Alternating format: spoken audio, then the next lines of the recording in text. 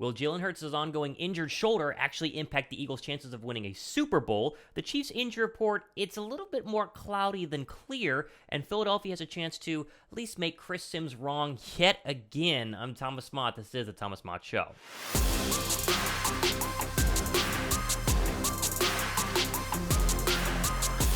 What's up, guys? Thomas Mott here. Welcome to the Thomas Mott Show. On a Wednesday, we continue the trek towards Super Bowl 57 in what has been the slowest week in the history of the entire human existence. I want to begin with the Jalen Hurts injury update on his current situation with the shoulder. Now, Jalen Hurts was asked about this at numerous press conferences, including Monday night. How's the shoulder? And the same answer has been basically there the past 2 weeks. It's fine. It's a little bit, in pain. We're still recovering from it. Not worried about it. And the same old, basic will cover up stuff that Philadelphia has done over the past couple of weeks to kind of hide the fact that, yes, Hurts is dealing with a shoulder injury, but no, it's not necessarily that big of a deal. However, I found this very interesting article by Sharp Football Analysis that kind of goes over the numbers post-shoulder injury and what Philadelphia is doing to try to maybe help out the injured shoulder in terms of calling plays or mask the fact that the shoulder is actually pretty injured. And this ties in with a very interesting point that I saw Dan Orlovsky make on, I think it was the 6 o'clock Sports Center 2 days ago, where he basically said Jalen Hurts' injured shoulder will determine who wins this football game. If Hurts is able to play like Jalen Hurts, they should win. But if Jalen Hurts' shoulder is actually pretty messed up, and say the quarterback is 7 of 12 for 100 yards in the first half, then Philadelphia might actually lose. So a lot of people have kind of stopped talking about the shoulder, and while, again, I don't think it's that big of a deal, I think Philadelphia as a whole is going to be just fine. It is worth looking at the numbers here, again, from sharpfootballanalysis.com, to kind of showcase what has really been happening post-shoulder injury. So here is where we are at. Let's just throw it up on the screen. A lot of reading, a lot of numbers. It's interesting, though. Bear with me. Quote, Philadelphia Eagle quarterback Jalen Hurts sprained his throwing shoulder in a Week 15 victory against the Chicago Bears. The injury caused Hurts to miss both Week 16 and Week 17 games before re-entering for a must-win game in Week 18.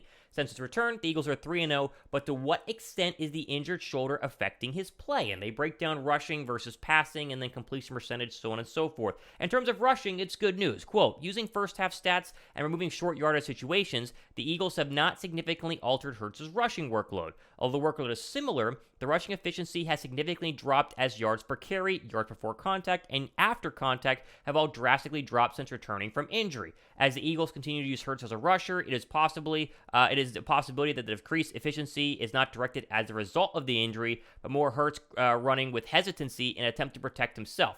As noted earlier in the week by Ryan Crystal, the Chiefs allowed 16% more rushing yards than expected to opposing quarterbacks, which should provide an ample opportunity for Hurts to improve on his rushing success over the past couple of games. And you see the numbers here, and this isn't necessarily a surprise. The attempts are still there, the rushing yards, and then of course the yards after contact are all going to be a lot lower post-injury. We've seen this. Philadelphia has used Jalen Hurts' legs a lot in the postseason. However, a lot of them are runs to the outside and runs where Jalen Hurts can easily get out of bounds or avoid contact. And so, again, not a shock here, but it is worth noting that the rushing numbers in terms of yardage is down post-injury. Now, in, of course, a Super Bowl, a must-win game, a game that will end the season, or at least end you playing football for the next 9 months, he can afford to take a little bit more contact and bang the shoulder up a little bit more if he needed to, versus, say, a divisional round game against the Giants where they need him to not get injured because there are 2 more games left, obviously, in a postseason run. Now, passing is where it gets very, very interesting, and there's some weird numbers here to go through, but it does showcase that the passing numbers are definitely down. Quote, according to RBDSM, Hurts had a significant drop in completion rate over expectations, CPOE, comparing a pre-injury 3.3 CPOE to a post-injury minus 3.0 CPOE. This coincidence with an increase in inaccuracy shown below, as Hurts has had an increase in passes not completed because of inaccurate passes.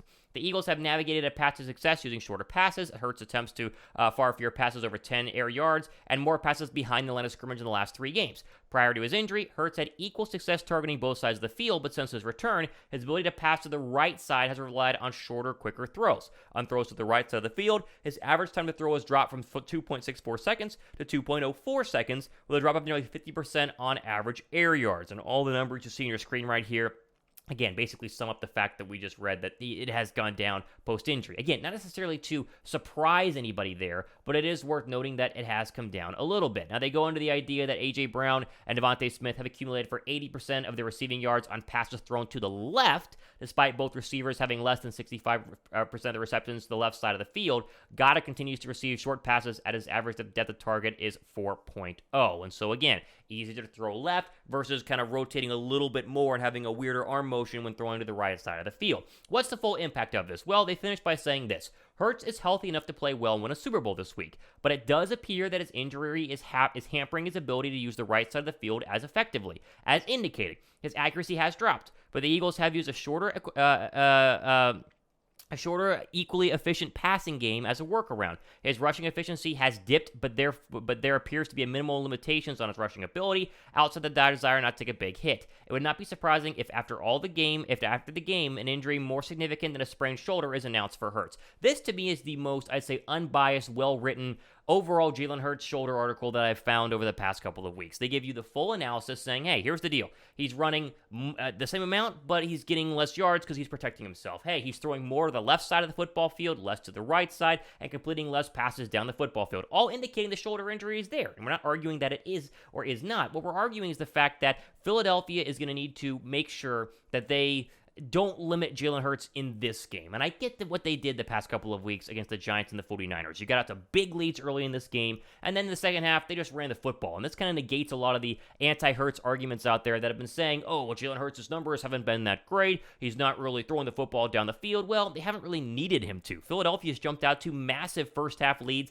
in both the divisional round and the NFC Championship game. And so in the second half of these games, Hurts has just dinked and dunked his way to kind of, run the clock out, score a couple more points, and then they rush to victory. That's the Eagles' really path to success. However, I do think you can make an argument they can't necessarily guarantee that will work in the Super Bowl. Sure, can you jump out to a lead? Of course, Philadelphia is good enough to get a couple of turnovers to Patrick Mahomes, a couple of big rushing plays, and jump out to a 14-0 lead, and then Hurts can dink and dunk his way to running the clock out and beating Mahomes. However, that scenario is less likely than what will probably happen on Sunday, and that is a high-scoring shootout. And if that is the case, then all of these limitations that have been placed in terms of play calling and schemes and route running on Jalen Hurts to protect the shoulder, rightfully so, you might have to take the foot off the brake a little bit, move it over to the gas pedal, and just force Jalen Hurts to throw the football, pain or not, and try and will his body and will his shoulder to winning a football game. And I do think the last line of this article saying they will probably announce a more significant shoulder injury after the game is probably accurate. I would not be surprised, win, lose, or draw. You'll see on Monday or Tuesday, Jalen Hurts was playing with X injury or Y injury, and it will require rehab or surgery. And if that's the case, it's not necessarily a surprise, but it will kind of fully encompass what Hurts has had to go through, not only to get on the football field, stay healthy, be effective enough to win, and then possibly win a Super Bowl. So all of that to say, I think Hurts is going to be just fine. I'm not worried about it, but for everyone in the media who's been griping about Hurts' numbers, there's a reason why. It's not like he suddenly became a bad quarterback. It's because he is still dealing with the shoulder injury, and Sunday is going to be a very clear indication of how much these past 2 weeks of rest have helped get Hurts back to maybe closer to 100% than he was the past couple of games. Thumbs up for Hurts playing regardless. He's going to be just fine. I think he's going to win this football game, and I'm confident that he'll be able to do that. I just hope the Eagles can run the ball well. That way they have a chance to kind of not rely on Hurts throwing with the injured shoulder to win in the fourth quarter.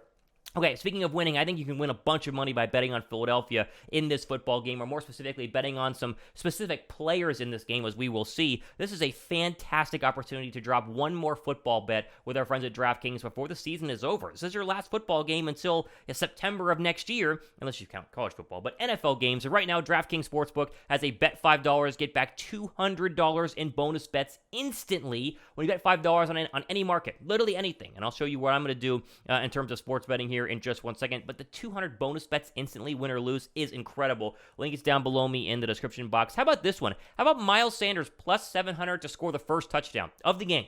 I think that could be a very fair overall bet to place. Plus 700. You bet $10 right now, your payout would be $80 according to this simulator from DraftKings Sportsbook. And honestly, if Miles Sanders really hot in the NFC Championship game, you could see Philadelphia getting the ball first, marching down the field, and Sanders busting off a 15-yard run in the red zone to make it 7-0 for Philadelphia. I love this bet right here. Do this bet with my friends at DraftKings. Click my link in the description box below right now.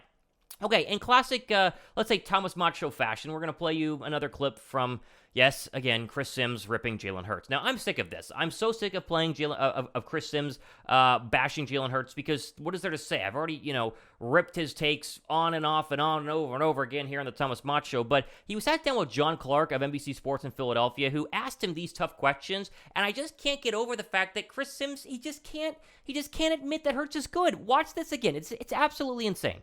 I understand the pocket passing is there, right, but you have to worry about so many other things to play Philadelphia.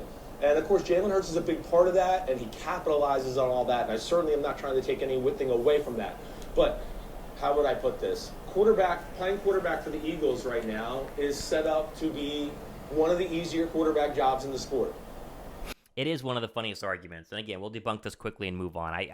It's just so funny saying that, of course, Jalen Hurts is a part of the success. He's a big reason. Pocket passing is great. But they have all these good players around him, and that means that playing quarterback in Philadelphia is one of the easiest things to do in the National Football League. It's one of the easier places to play quarterback, which Gardner Minshew disproved in his second start, where he looked absolutely anemic and couldn't move the football down the field. But again, Chris Sims is trying to basically state that you could take any quarterback in the National Football League, Mike White, you could take Brian or Huntley, the quarterback from the Ravens. You could take, I'm trying to think of quarterbacks right now, I'm blanking, Kyler Murray, Derek Carr, any quarterback, Russell Wilson, place them in the system and they would have the same type of success as Jalen Hurts. Now, I'm not saying they wouldn't have success because the Eagles team is very good, but the idea they would have the same level of success as Jalen Hurts has this year is, again, it's ridiculous, and what are you going to do? That's just kind of how it goes because Chris Sims can't admit that Jalen Hurts is actually good. I do want to see Hurts win, not just because I'm an Eagle fan, obviously, but I would love to see the national media have to either admit that he's good, finally, on Monday after the Super Bowl, or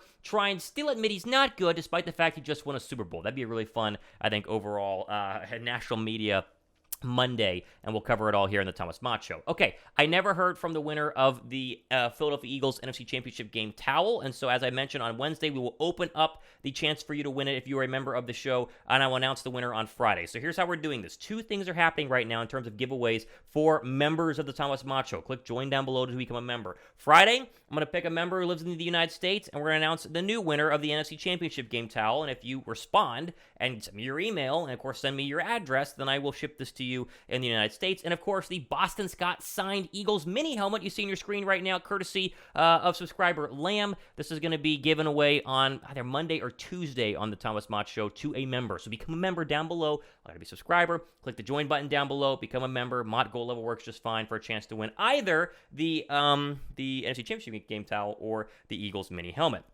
Okay, moving over here to some other news and notes quickly. This is from arrowheadpride.com in terms of what's happening with the Chiefs and their final injury report in terms of going into last Friday. A couple of updates here about where things are going. I think it's safe to say that they're going to be pretty darn healthy, but maybe a little bit banged up if we could just, make that kind of juxtaposition of healthy and banged up here. How about this? On Monday, quote, Tony announced to reporters that he is definitely playing on Sunday's game. Reconfirmed that both Tony and Smith-Schuster had also practiced on Monday. They'll go again today, said Reed. They look good. We'll see how it goes the rest of the week. The head coach said much the same thing about Edwards-Helaire, who could conceivably be push running back Ronald Jones off Sunday's game status roster. We'll practice him this week. We'll just see where we are at, noted Reed. And then, of course, they go into the idea that Patrick Mahomes is going to be just fine, although, as Reed says here, quote, I wouldn't tell you he's 100%. The training staff works with him endlessly. I guess it would be a tribute to both of them for Pat to be coming back for more from those guys cranking on him, end quote. And so you get little updates here. Kadarius Toney's going to play. Juju Smith-Schuster is going to play. L'Jarius Sneed is going to play. You could see Clyde Edwards-Helaire out there, and Patrick Mahomes is trending towards being a lot more healthy. So no shocker there. They're going to be healthy. That's what you got to do in Super Bowls is beat some really good teams, and they're going to have their really good players there as well. Okay, final story here quickly on a Wednesday. This is our NFL national story of the day. Derek Carr was visiting with the Saints. This is interesting. You could see one of the better quarterbacks in the league go from the AFC to the NFC and maybe make an NFC South team a lot better than they have been the past couple of years. So here's this from NFL.com. Quote, Raiders have granted the Saints permission to host Carr on a visit. NFL Network insider Ian Rappaport reported Tuesday. The visit is anticipated for Wednesday today, per Rappaport.